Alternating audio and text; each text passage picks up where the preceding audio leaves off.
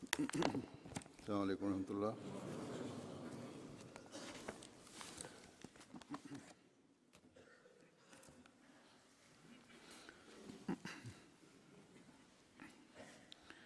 أشهد أن لا إله إلا الله وحده لا شريك له وأشهد أن محمدا عبده ورسوله أما بعد فأعوذ بالله من الشيطان الرجيم بسم الله الرحمن الرحيم الحمد لله رب العالمين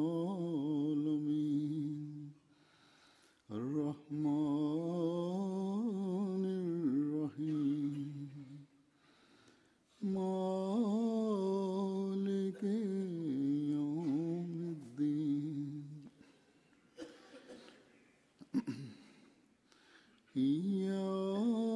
إياك نعبد وإياك نستعين اهدنا الصراط المستقيم صراط الذين أنعمت عليهم غير المغضوب عليهم ولا الضالين. आज मैं हज़रत मसीह मौऊद अलैहिस्सलाम की Aujourd'hui, je vais présenter des dires du Messie premier l'Islam dans lesquels il a évoqué l'amour de Dieu. जिनमें आपने Des écrits et des dires dans lesquels le Messie premier l'Islam a décrit la réalité de l'amour de Dieu et la définition de l'amour divin. Des écrits dans lesquels il nous a expliqué comment acquérir l'amour de Dieu, quelles sont les méthodes à suivre pour acquérir cet amour de Dieu, quelle est la profondeur et la philosophie de cet amour divin. Dans ses écrits, le Messie premier l'Islam a aussi évoqué ses espoirs qu'il a concernant nous, les membres de sa communauté. Nous allons y voir quels doivent être les efforts que nous devons accomplir pour acquérir l'amour de Dieu et quelle est la norme à atteindre dans ce domaine. Le Messie premier l'Islam a évoqué tout cela en détail. Ainsi, tout écrit que je vais présenter mérite notre attention. Ces écrits nous présentent la voie à suivre. C'est pour cette raison qu'il est important d'écouter cela avec attention, afin que nous puissions comprendre l'essence même de ce sujet, de l'amour de Dieu, et afin que nous puissions progresser dans ce domaine, et afin que nous puissions apporter notre réforme. Le Messie premier l'Islam déclare: l'amour n'a point besoin d'artifice ou de faux semblants. L'amour est une des facultés que possède l'homme. L'amour est le résultat de l'attraction qu'exerce un objet qui plaît au cœur. La quintessence de toute chose est manifeste quand l'objet en question atteint sa perfection. C'est quand l'objet atteint sa perfection que l'on voit sa manifestation à la perfection. Il en est de même de l'amour. Son excellence devient manifeste quand il atteint la perfection. Ces excellences deviennent manifestes quand cet amour a atteint sa perfection. Allah affirme à ce sujet: Wa ushribu fi qulubihimul ajla. C'est-à-dire, leurs cœurs furent imprégnés de l'amour du veau. Leur amour pour le veau fut tel qu'on aurait dit que cet amour fut réduit en une boisson qui leur a été offerte. En somme, aimer quelqu'un, c'est l'absorber, c'est le consommer. L'on imite les excellences et le comportement de son bien-aimé. Plus l'amour est important, plus l'on est attiré naturellement vers les attributs de son bien-aimé. L'on est attiré à tel point vers son bien-aimé, tant et si bien que la physionomie de l'amoureux ressemble à celle de son bien-aimé. Ainsi, quant à celui qui aime Dieu, il acquiert dans la mesure de ses facultés la lumière qui vient de la part de Dieu. Et quant à celui qui aime Satan, eh bien, il obtient une part des ténèbres de ce dernier. Le secret de l'amour, c'est d'adopter les attributs divins. J'avais parlé à propos de la ma'rifa, de la connaissance profonde de Dieu. J'avais affirmé que sans connaître tous les attributs divins, l'on ne pourra pas posséder cette connaissance. Et l'amour ici signifie grandir dans cette connaissance de Dieu. Et cet amour atteindra la perfection quand on adoptera les attributs divins. Il ne suffit pas de connaître ces attributs divins, il faut les adopter. Il faut se parer des couleurs de Dieu. Et c'est là que l'on pourra acquérir cette lumière qui vient de la part de Dieu. Ensuite, le Messie promet l'Islam ajoute: la réalité de l'amour exige que l'amoureux doit, en toute sincérité, aimer les vertus, aimer les excellences et aimer les ibadas de son bien-aimé, c'est-à-dire de Dieu. Il doit s'évertuer corps et âme à s'annihiler en la personne de Dieu, son bien-aimé. Il doit agir ainsi afin qu'il puisse pénétrer en Dieu, afin qu'il puisse acquérir la vie que possède ce dernier. L'amoureux sincère s'annihile en son bien-aimé. Il s'affiche par l'entremise de son bien-aimé et il grave en son fort intérieur une image si forte de ce dernier qu'on eût dit qu'il a bu son bien-aimé.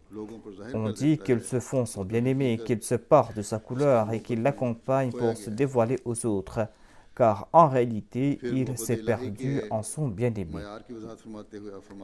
Le Messie promet l'Islam nous explique la norme que l'on doit atteindre dans cet amour.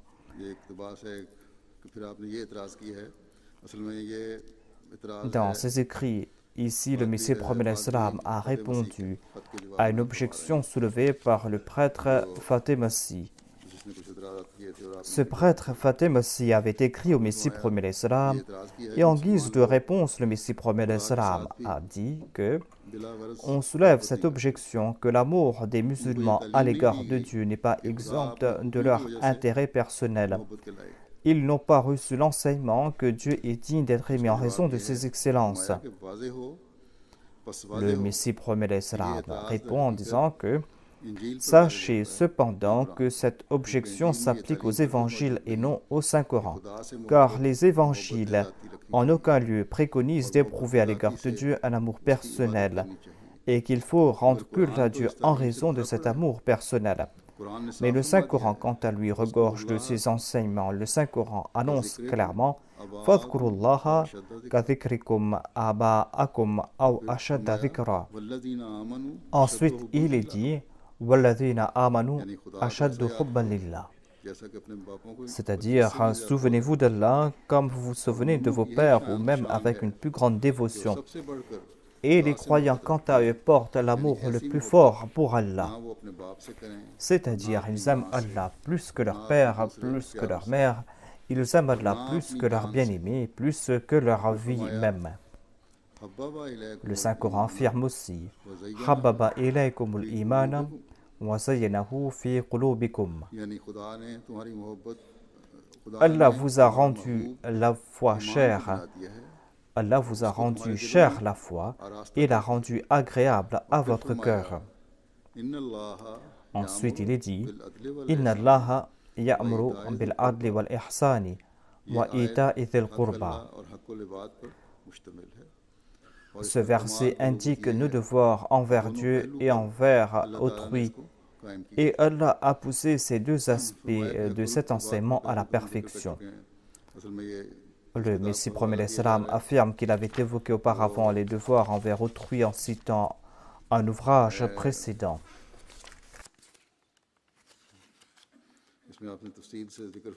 Dans cet ouvrage, le Messie promet l'Islam a expliqué cela en détail.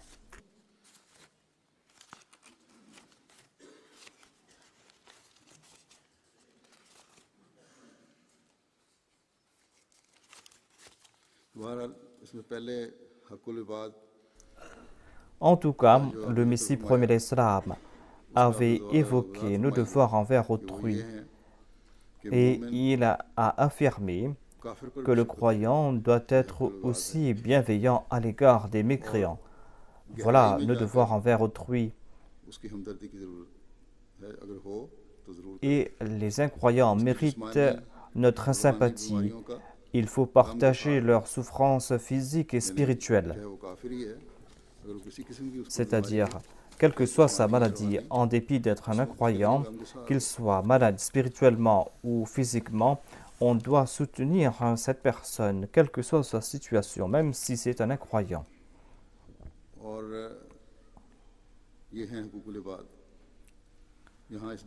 Voilà le sens de nos devoirs envers autrui.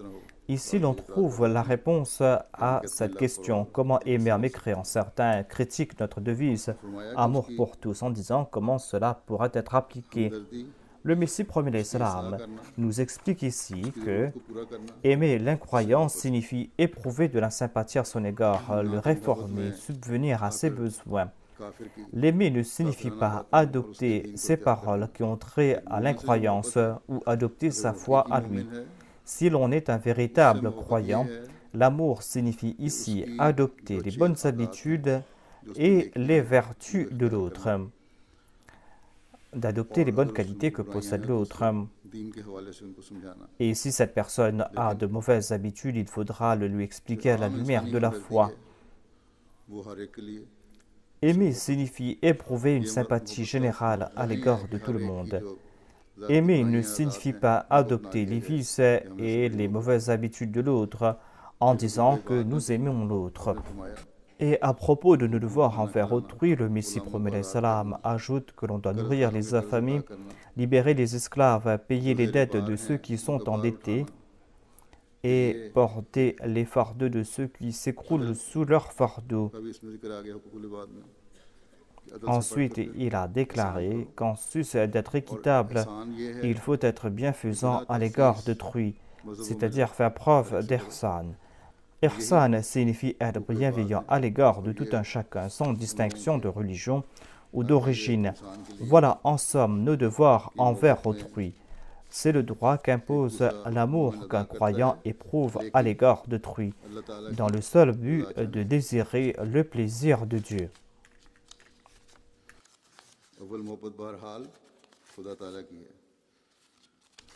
En tout cas, c'est l'amour pour Dieu qui prédomine. C'est un extrait tiré de l'ouvrage Chashma Masih. Le Messie promet l'Islam dit que j'ai déjà mentionné les devoirs envers autrui. Et à la lumière de ce verset, du verset Inna Allaha ya'muru bil adli wal ihsani wa ita'i dhil qurba, à la lumière de ce verset, nos devoirs envers Dieu exigent que nous devons lui vouer une obéissance indéfectible en respectant la justice, car c'est lui qui nous a créés, c'est lui qui ne cesse de subvenir à nos besoins. Ainsi, il mérite obéissance. Et si vous êtes doué d'un plus grand discernement, eh bien, vous ne devez pas vous contenter d'accomplir vos devoirs, mais de respecter les exigences de l'ihsan, car Dieu est le bienfaiteur et ses faveurs sont innombrables. Et il est évident que l'état d'ihsan est supérieur à celui d'adl. Lorsqu'on étudie ses faveurs, le visage et les excellences du bienfaiteur vont se dévoiler à soi. C'est pour cette raison que la définition d'ihsan est de rendre culte à Dieu d'une telle manière à ce que l'on voit Dieu. खुदा ताला यानी मौसम की शक्ल जब सामने आती है तो तभी उसके एहसान भी याद आते हैं। Quand le visage de Dieu, le bienfaiteur, se montrera à soi, c'est là que l'on va se souvenir de ses faveurs. Ou quand on va se souvenir de ses faveurs, l'on va voir davantage le visage bienfaiteur de Dieu. Et l'homme devient encore plus l'obligé de Dieu. Ainsi, l'ihsan à l'égard de Dieu est d'adorer Dieu comme si on le voyait de ses yeux. Et ceux qui vouent obéissance à Dieu sont divisés en 3 catégories. Il y a tout d'abord ceux qui, en raison du fait que Dieu est caché des regards, et puisqu'ils se contentent de voir les moyens matériels, ces personnes ne peuvent estimer Dieu à sa juste valeur et ne peuvent pas estimer ses faveurs. Dieu est caché de leurs regards, Dieu est invisible, Dieu ne peut être vu, mais les objets matériels, quant à eux, sont visibles, on a connaissance de leur existence, et ce sont des objets qui sont palpables.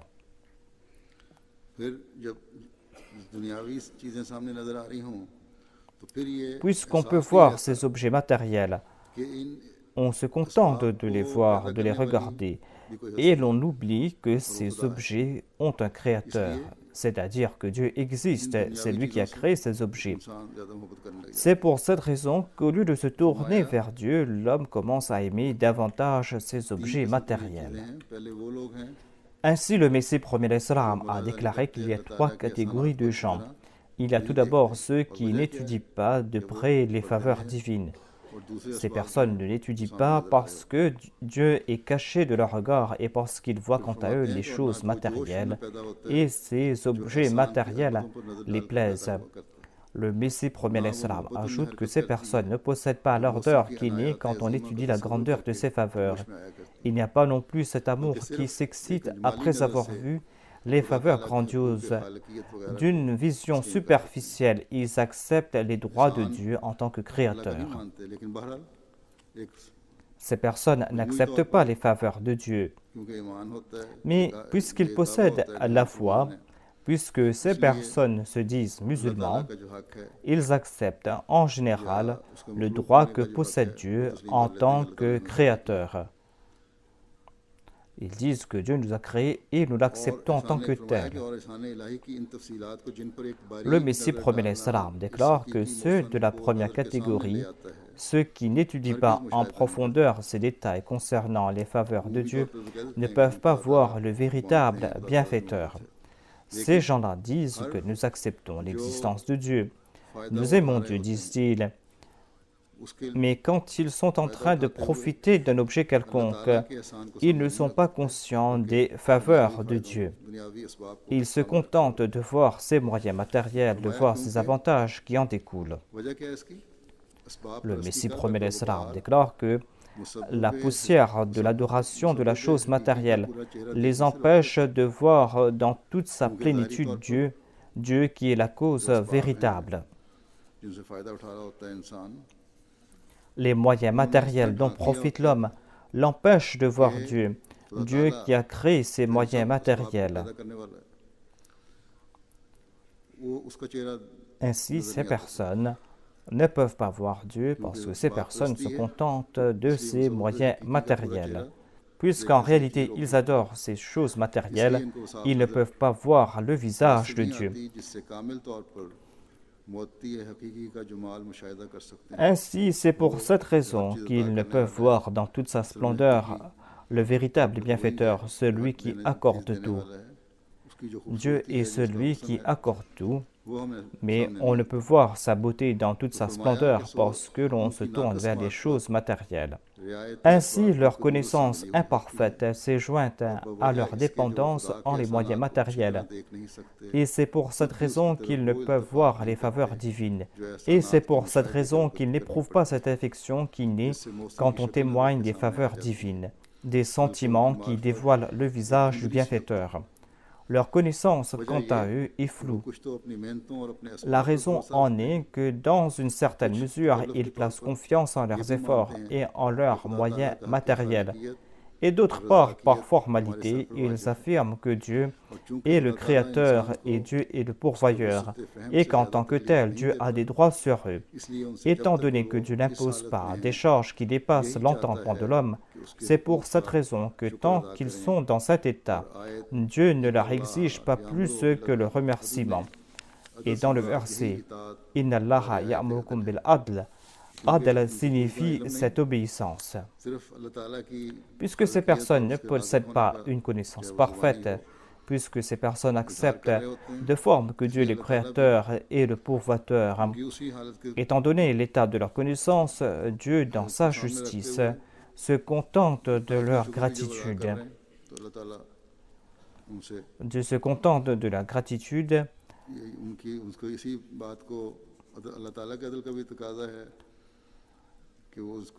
La justice de Dieu exige qu'il va se contenter de leur gratitude, et ces gens, quant à eux, pensent qu'ils ont assez fait pour la cause de Dieu.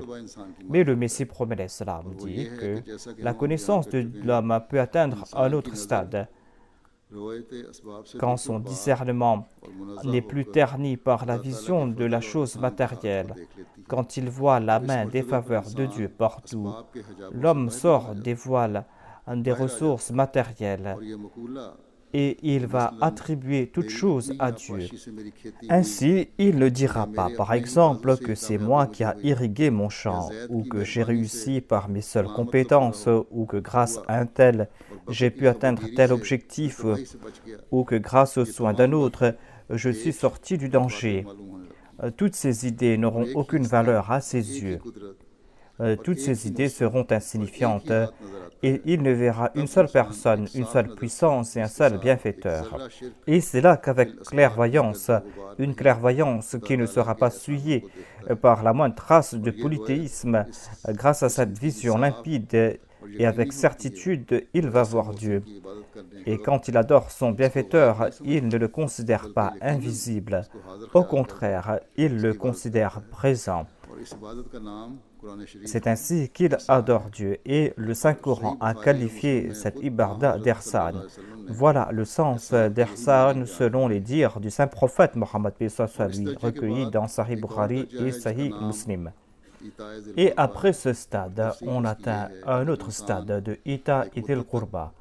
Arrivé à ce stade, puisque pour une longue période, l'homme a témoigné des faveurs de Dieu et que sa vision n'a pas été souillée par les choses matérielles, et puisqu'il a considéré Dieu comme présent, comme le Muhsin, le bienfaiteur, en fin de compte, en résultat de ses pensées, il éprouve un amour personnel à l'égard de Dieu, parce que le résultat final de ses faveurs est de faire naître en soi l'amour pour ce bienfaiteur. Et peu à peu, l'on éprouve un amour personnel à l'égard de celui qui est le bienfaiteur, celui qui a accordé tant de faveurs. Dans ce cas, l'on ne va plus rendre culte à Dieu en raison d'Ihsan, mais on va éprouver un amour personnel à l'égard de Dieu, à l'instar de l'enfant qui a un amour personnel à l'égard de sa mère.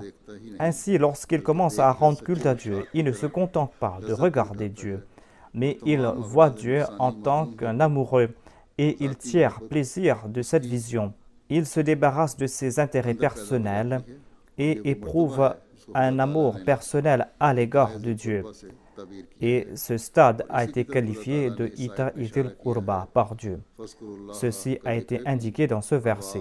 Fadhkurullaha ka dhikrikum aba'akum aw ashadda dhikra. Ainsi, voilà le sens de ce verset. Inna Allaha ya'muru bil adli wal ihsani wa ita idil qurba. Ainsi, Dieu a défini les trois étapes de la compréhension humaine. Et la connaissance de Dieu est appelée la troisième étape, l'étape de l'amour personnel. C'est l'étape où les motifs égoïstes sont éradiqués, le cœur est empli d'un amour, à l'instar d'une bouteille en verre emplie de parfum. Ceci a été indiqué dans ce verset.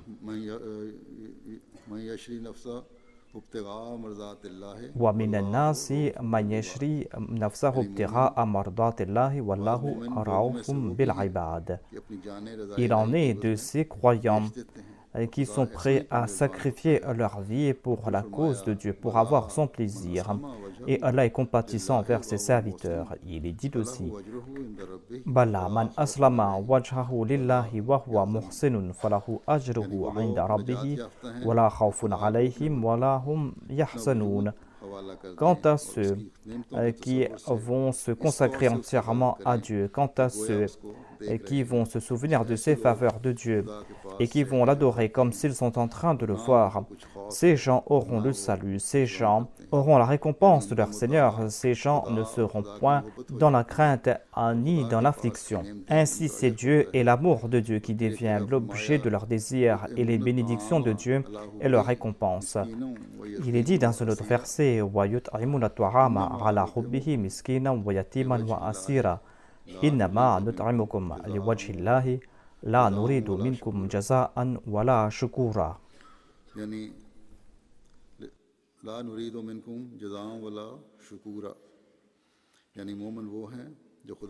C'est-à-dire, les croyants sont ceux qui nourrissent pour l'amour de Dieu les pauvres, les orphelins et les prisonniers. Et ils disent que nous ne voulons aucune récompense de votre part, nous ne voulons aucun remerciement, nous n'avons aucun dessein personnel. Nous sommes en train de vous servir tout simplement pour avoir le plaisir de Dieu. À la lumière de tous ces versets, il est évident que selon le Saint-Coran, le stade le plus élevé de l'ibadah et de l'accomplissement de bonnes œuvres est d'acquérir l'amour de Dieu ainsi que son plaisir, et de chercher cet amour divin, son plaisir, en toute sincérité. Dieu a donné le nom de l'islam à cette religion afin que l'homme adore Dieu en raison de sa passion inhérente et non pour des motifs égoïstes. Afin que l'homme adore Dieu non pour des motifs égoïstes, mais en raison de sa passion inhérente. Parce que l'islam est le don de l'abandon de tous les objectifs et de se soumettre à la volonté de l'islam. Il n'y a aucune religion dans le monde sauf l'islam qui a ces objectifs. Sans doute, comme un signe de sa grâce, Dieu a promis aux croyants toutes sortes de faveurs. Cependant, les croyants qui aspirent à la station supérieure ont appris à adorer Dieu en raison de leur amour personnel pour lui. L'ibadah véridique, c'est d'adorer Dieu en raison de cet amour personnel et non pas pour chercher des avantages. Ensuite, en évoquant les signes de l'amour véritable, le Messie premier l'Islam déclare: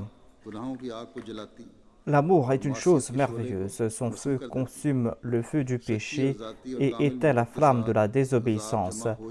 Il ne peut être question de punition là où il y a l'amour parfait et vrai. Et un des signes du vrai amour est la crainte qui talonne l'amoureux d'être séparé de son bien-aimé. Et il se considère tout à fait perdu et fini s'il commet la moindre bévue. Le mécontentement de son bien-aimé est un poison pour lui. Il est pressé de voir le bien-aimé, et quand il est loin de son bien-aimé, le chagrin le prend si fort qu'il peut en perdre la vie. Ainsi, pour lui, et non seulement péché tout ce que l'on considère comme tel, c'est-à-dire le meurtre, la fornication, le vol, le parjure, mais aussi la moindre négligence vis-à-vis de Dieu le Tout-Puissant. Il considère comme péché le moindre attachement que l'on puisse avoir avec une chose qui tend à contrarier son amour pour Dieu. Tout cela est pour lui un grand péché. Et c'est pour cette raison qu'il récite l'istighfar, qu'il recherche la protection de Dieu constamment devant son éternel bien-aimé. Et comme il ne veut à aucun moment s'éloigner de Dieu, pour lui la moindre négligence, même si elle est due à une faiblesse humaine, est comme un péché aussi gros qu'une montagne. Voilà le secret des hommes justes et spirituellement parfaits. Ces personnes sont constamment occupées à réciter l'istighfar, car là où l'amour est sincère, L'amoureux a toujours la crainte de déplaire à son bien-aimé.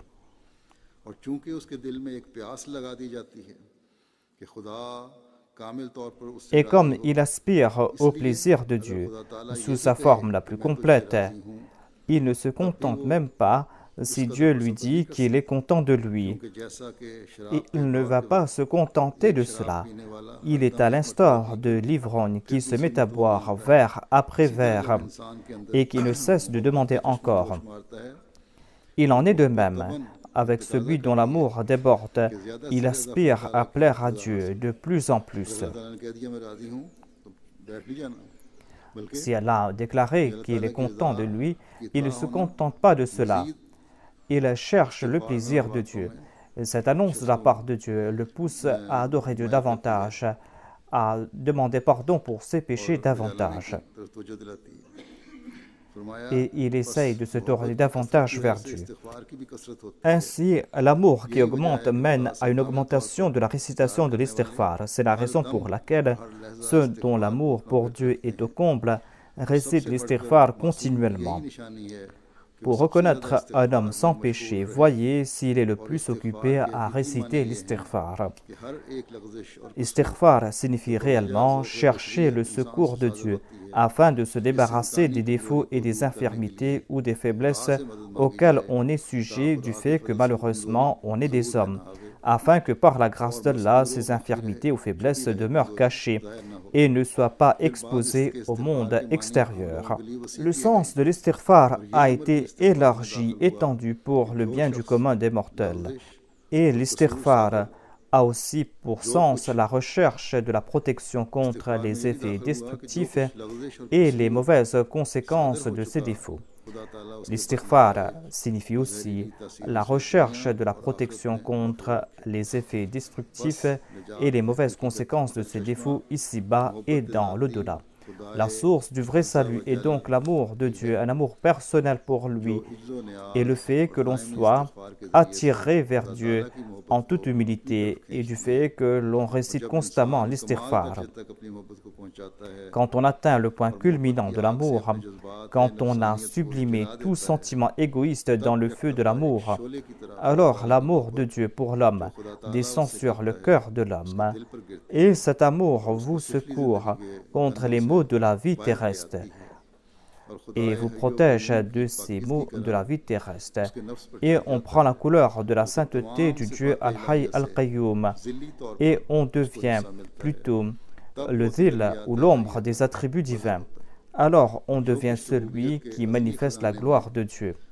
Et par soi sont révélés les secrets qui sont écrits et qui sont enregistrés dans le trésor éternel de sa divinité.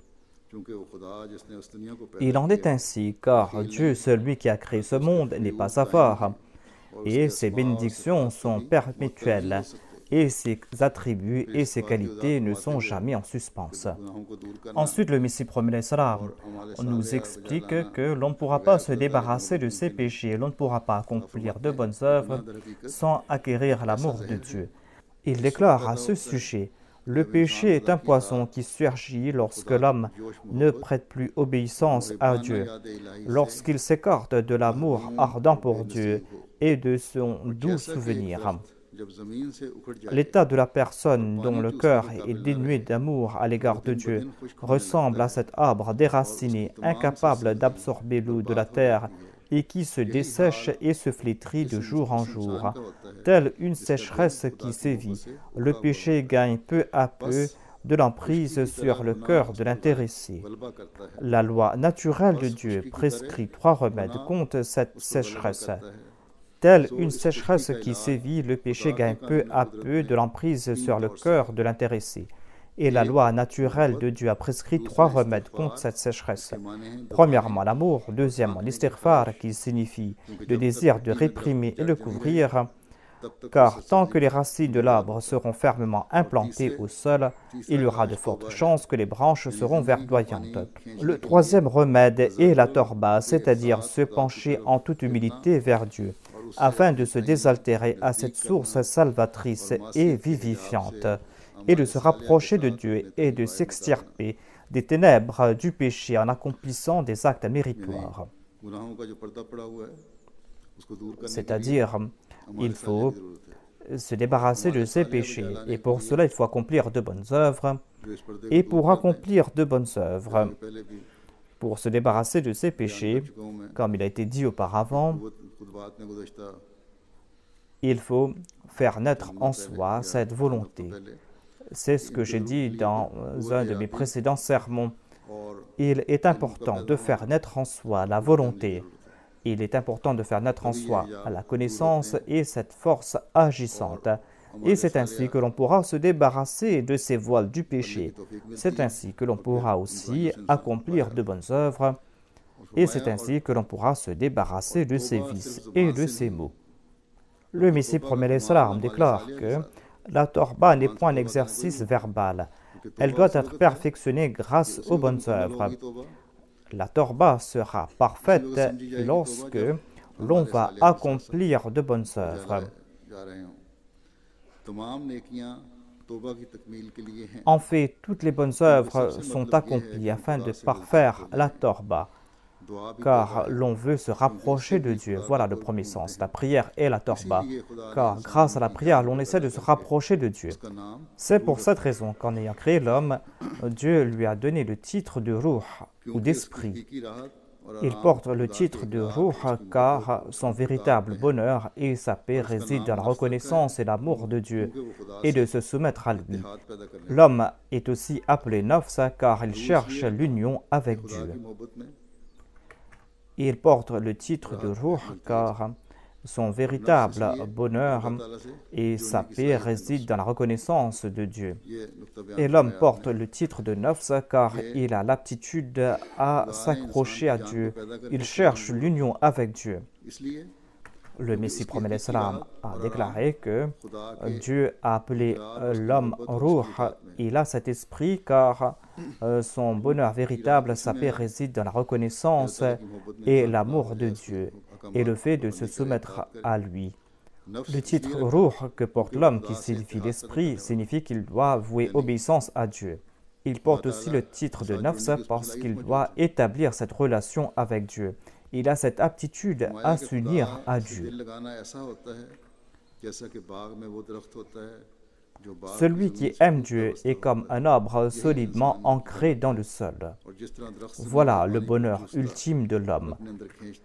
Tout comme un arbre qui absorbe l'eau de la terre et qui expulse des substances nocives à travers elle, quand le cœur d'une personne est nourri par l'eau de l'amour divin, il est capable de se débarrasser de toutes les influences toxiques. S'étant plongé en Dieu, il continue à recevoir la nourriture pure qui l'amène à grandir, à s'épanouir et à porter de bons fruits. Mais ceux qui n'ont pas leurs racines en Dieu, ils ne peuvent absorber cette eau nourrissante.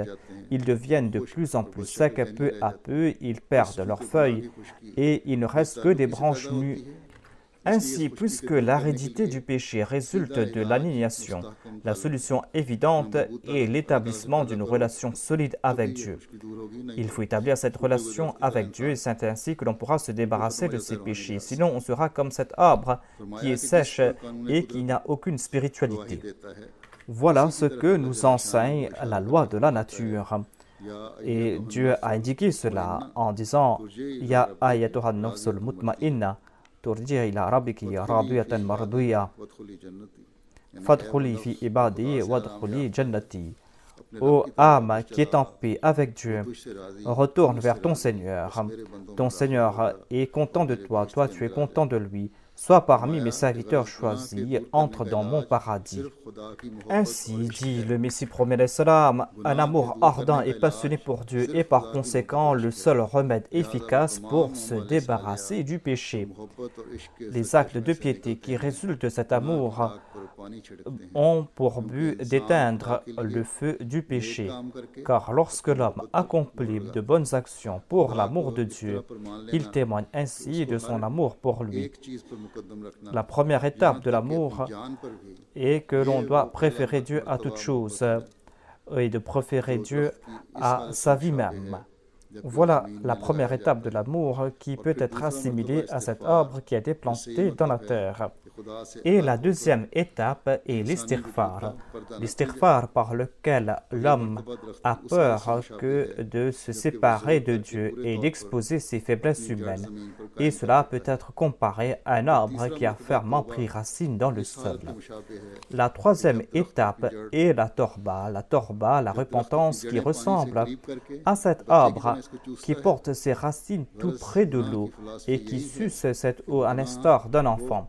La philosophie du péché est qu'il en résulte de l'éloignement de Dieu et par conséquent, on peut éviter cela en établissant une relation avec Dieu, ignorant en effet ceux qui déclarent que le suicide d'un autre homme est le remède à leur péché. Ensuite, le Messie promet l'Islam déclare dans le Saint-Coran, Dieu nous présente cet enseignement parfait et si l'on suit cet enseignement, l'on pourra voir Dieu ici-bas sur terre. Il déclare Man kana yarju liqa'a rabbih faly'amal 'amalan salihan wa la yushrik bi'ibadati rabbih ahada. C'est-à-dire celui qui ici-bas sur terre désire voir Dieu, Dieu qui est le véritable Dieu, Dieu qui accorde son amour. Cette personne doit accomplir de bonnes œuvres et ces œuvres doivent être exemptes de tout méfait. Ces œuvres doivent être exemptes de toute ostentation, de toute suffisance, de toute arrogance. Il ne doit pas se dire qu'il possède telle ou telle qualité. Ces œuvres ne doivent pas être défectueuses. Il ne doit pas y avoir quelque relent qui soit contraire à l'amour personnel de Dieu. Ces œuvres doivent être imprégnées de sincérité et de fidélité. Il doit également s'abstenir de shirk, d'associer des partenaires à Dieu. Il ne doit pas adorer ni le soleil, ni la lune, ni les étoiles, ni l'air, ni le feu, ni l'eau, ni autre chose. Et il ne doit pas non plus mettre sa foi dans les moyens physiques et les considérer comme des partenaires de Dieu. Il ne doit pas dépendre de ses prouesses, car cela revient également à l'idolâtrie, au shirk. Après avoir tout fait, il doit dire qu'il n'a rien accompli. Il ne doit pas se vanter de ses conséquences ou de ses efforts. Il doit se considérer ignorant, sans valeur, sans aucune aptitude. Et son âme doit toujours se prosterner au seuil de Dieu et chercher la grâce de Dieu par la prière et la supplication. Il doit être comme celui qui est assoiffé, celui qui ne peut marcher et qui se trouve devant une source d'eau. Une eau fraîche et claire et doit trébucher, tombant et se levant, partir vers cette source, porter ses lèvres à cette source et se rassasier. Ensuite, en évoquant la norme que l'on doit atteindre dans cet amour de Dieu, le Messie promet l'Islam a déclaré que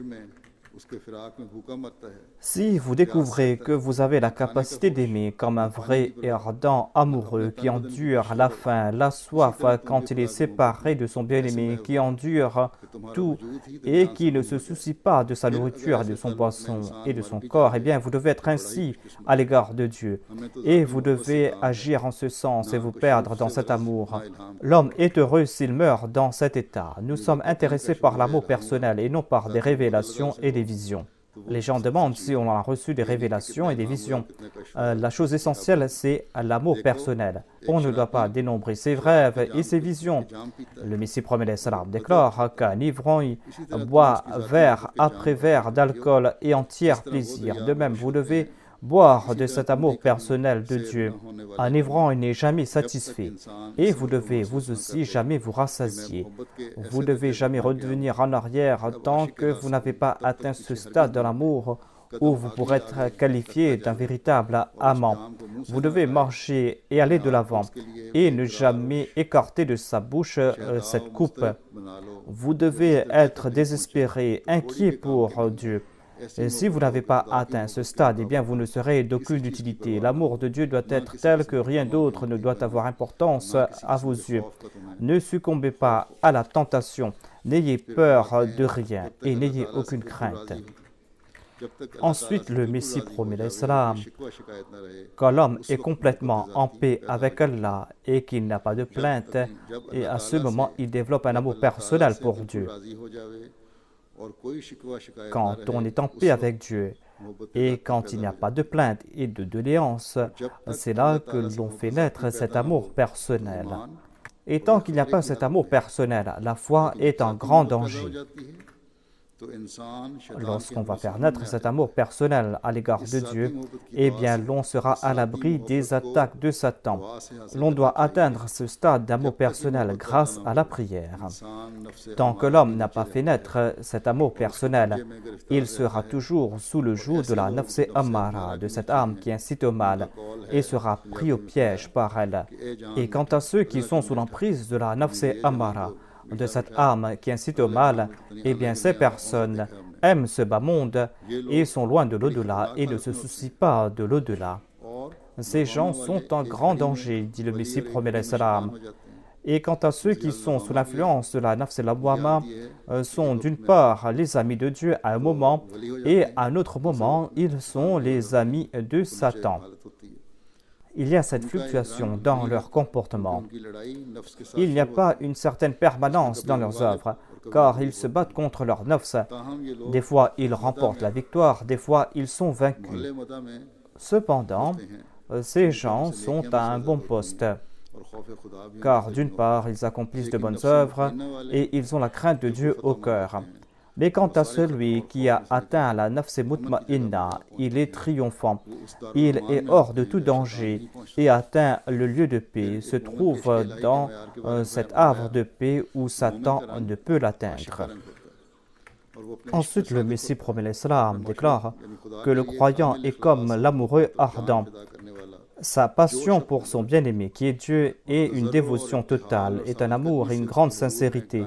C'est accompagné d'humilité et de supplication et de détermination. Aucun plaisir mondain est un plaisir pour lui, et son âme est nourrie par l'amour ardent de Dieu.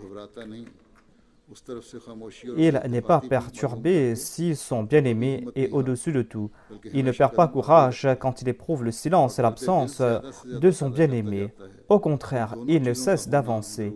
Il ne cesse d'accroître sa tendresse. Ces deux choses sont essentielles. Car le croyant, à l'instar de l'amoureux, on doit se vouer passionnément à son bien-aimé, c'est-à-dire à Dieu. Il doit se vouer passionnément à Dieu et cet amour doit atteindre la perfection. Cet amour doit être sincère et il doit être d'une grande fidélité et aucun malheur ne doit l'ébranler dans son amour. Il peut y avoir du silence de la part de son bien-aimé. Il peut y avoir de la négligence de sa part. Il y a deux types de douleurs. Il y a tout d'abord la douleur que l'on éprouve à l'égard de Dieu, pour l'amour de Dieu. Et cette autre peine, c'est la peine que l'on ressent à l'égard des autres pour aider quelqu'un qui est dans le besoin. Quand on éprouve cet amour pour Dieu, cette sincérité et cette peine à l'égard de Dieu, lorsqu'on fait preuve de persévérance, eh bien, l'on va sortir du giron de l'humanité et l'on va entrer dans le giron de la divinité. Tant que cette douleur et cet amour n'atteint pas son comble, tant que cette peine et cet amour n'atteignent pas son comble à tel point que l'on se détourne de tout autre que Dieu, l'on sera toujours en danger. Et il est impossible de se débarrasser de ces dangers tant que l'on ne s'est pas coupé de tout autre que Dieu et tant que l'on ne s'est pas consacré entièrement à Dieu. Il est essentiel aussi de chercher le plaisir de Dieu. Il est essentiel d'éprouver une grande peine à l'égard de ses créatures, à l'instar d'une mère attentive pour son enfant fragile. C'est-à-dire, l'on doit se détourner de tout autre que Dieu. Et d'autre part, l'on doit ressentir une grande peine pour les créatures de Dieu. C'est ainsi que l'on sera considéré comme un véritable croyant, celui qui aime Allah. Le Messie promet l'Islam déclare que l'on va établir un lien fort avec Dieu, un lien basé sur l'amour lorsque l'on va découvrir Dieu. Les gens sont remplis de doutes. Certains sont devenus des athées. D'autres ne sont pas athées, mais ont été influencés par les athées et sont négligents par rapport à la foi. La seule solution pour ces personnes, c'est de continuer à prier, à implorer Dieu, afin qu'ils puissent comprendre Dieu davantage. Ils doivent être en compagnie des pieux afin qu'ils puissent voir des signes de la puissance et de la domination de Dieu. Et ainsi, Dieu va leur accorder sa connaissance de sa part et va accorder ce discernement. Et ces personnes seront en paix. Il est tout à fait vrai que celui dont la foi en existence est grande, eh bien cette personne va craindre Dieu davantage. Sinon, quand on est négligent, on sera coupable de péché. L'amour de Dieu et la crainte de Dieu, la peur de sa grandeur sont deux sentiments qui brûlent les péchés. C'est une question de principe que l'homme évite ce qu'il craint. Par exemple, il sait que le feu brûle et il préserve sa main du feu. S'il sait par exemple qu'en tel endroit il y a des serpents, il ne va pas passer par là. S'il est convaincu que le péché est un poison qui pourra le détruire, et s'il comprend qu'il doit craindre Dieu, et s'il sait que Dieu n'aime pas les péchés et que Dieu est sévère en châtiment, eh bien il n'aura pas l'audace de commettre des péchés. Il marche sur terre comme s'il n'a pas de vie. Son âme est toujours avec la personne de Dieu. Ensuite, le Messie premier Islam déclare que quand l'homme nie son être en tombant dans le feu de l'amour de Dieu, la mort par l'amour lui accorde une nouvelle vie.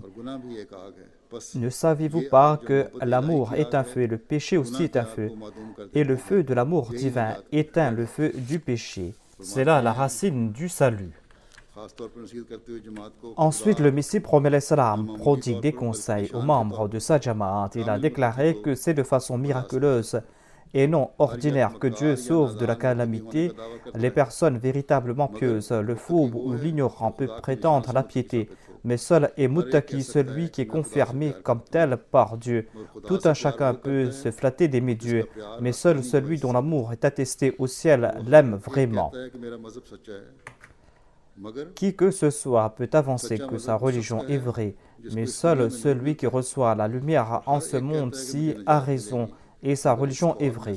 Tout un chacun peut revendiquer que le salut lui est réservé, mais seul celui qui voit la lumière du salut ici-bas sur terre a raison. Ainsi, efforcez-vous de vous faire les bien-aimés de Dieu afin que tous les malheurs vous soient épargnés. Ensuite, pour faire naître l'amour de Dieu dans notre cœur, le Messie promet l'Islam déclare « Misérable est-il celui qui ignore jusqu'à l'existence d'un Dieu puissant, Dieu qui est puissant sur toutes choses. Notre Dieu est notre paradis, l'apogée de notre félicité réside en lui, car nous l'avons rencontré et avons distingué en lui la beauté sublime dans tous ses reflets. Un tel trésor mérite que l'on se le procure, même si cela engage le sacrifice de sa vie. Même s'il faut se ruiner, ce joyau mérite que l'on s'achète. Ô vous qui êtes privés de cette bénédiction, empressez-vous d'atteindre cette source, elle vous étanchera la soif. Elle est l'élixir de la vie. Comment vous mortellerai-je le cœur de ces heureuses nouvelles? Quel tambour dois-je frapper pour vous faire entendre et comprendre qu'il est votre Dieu? Quel remède dois-je utiliser pour vous faire prêter l'oreille? Si vous acceptez d'être le peuple de Dieu en vous offrant entièrement à lui, soyez certain qu'il sera vôtre. Si vous dormez, il veillera sur vous. Et si vous perdez vigilance, il matera votre ennemi et fera échouer ses machinations. Vous ne savez pas combien il est puissant. Si vous l'aviez su, jamais vous n'aurez versé des larmes de tristesse à cause des biens de ce monde. Celui qui possède un trésor va-t-il s'attistrer au point de se suicider s'il perd un misérable sou?